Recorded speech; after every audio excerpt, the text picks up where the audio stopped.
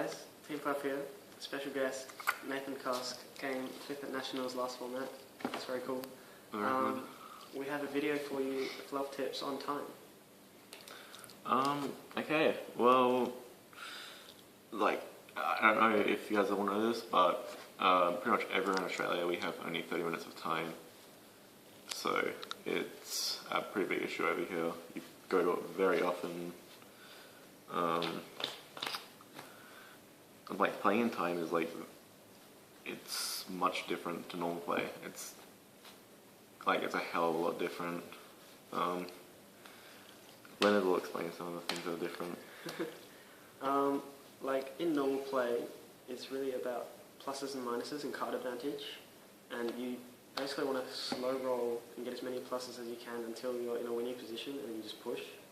But in time, it's really only based on life points. Card advantage isn't that relevant, unless you're like really, really behind and really behind in life points, in which case you're kind of screwed. And you just want to push. So we're just going to give you a few tips for time and how to avoid getting into it, and like when you get into it, what to do. So to help avoid getting into it, always keep an eye on the clock, and like, not just that, but like, it helps you when you're getting into it as well, because you can set up for time by looking at the clock. So you have like 4 minutes left or whatever, you can look at the clock and you know what you're doing. You're setting your resources up for when time goes off. I have to say,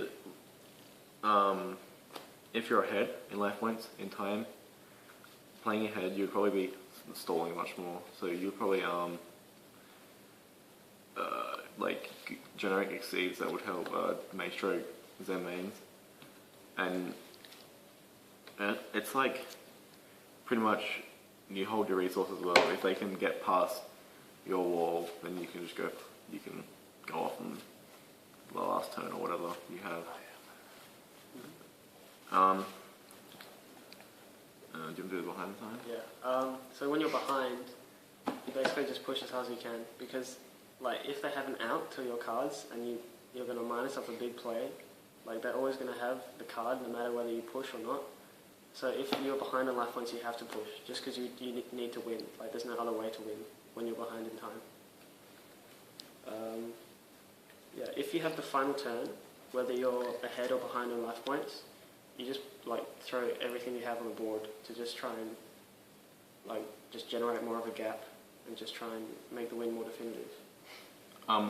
If you're versing like your opponent in time, before time, and like say you win game 1 and it's game 2, and you see they're in a much more winning position than you are, and like you don't think you can win, like their board's set up, they got a shock or something, you don't like wait it out and try wait and see if you can win the game.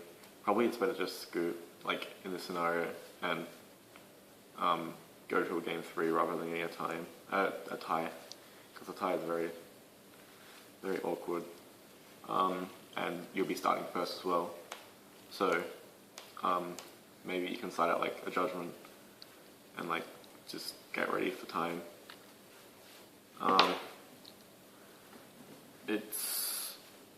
Yeah, I guess that's all I can say for scooping. Just make sure you scoop. don't try to hold on to the win. A lot of players, I find they don't abuse. Where is it? They don't abuse this card enough in time, especially as a goal. Especially like if it's, because you're not going to take the damage because you have so much, like you only have a small amount of turns, so you can beat down with it, or you can defend with it because it's 3k attack, 3k defense.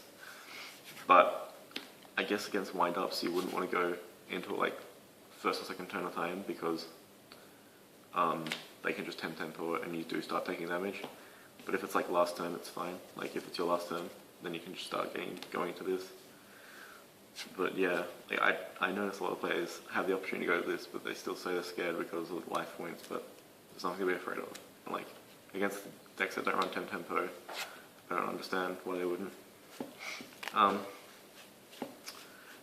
Yeah, and like, I guess that's it. But if you want to get experience on time, I guess I suggest like playing against your friends with a time limit, and then like you actually do get experience from it because you understand how time works and how the game is a bit different in time than it is to regular play. Yeah, and it can be quite stressful in time sometimes as well.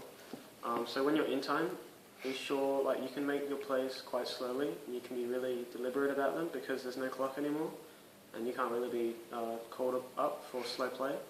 So like you shouldn't really ever misplay in time because you've got ages to think of your decisions, to think of your plays, and just do what's right. Yeah, and just forget about the crowd around you because obviously you're the first, like you're like the last people to finish, so you'll be crowded by people. Just think about your plays. You know, don't get too stressed. Take your time, and just you should be fine. And that's all. Yeah, thanks for watching, guys. Thanks for watching.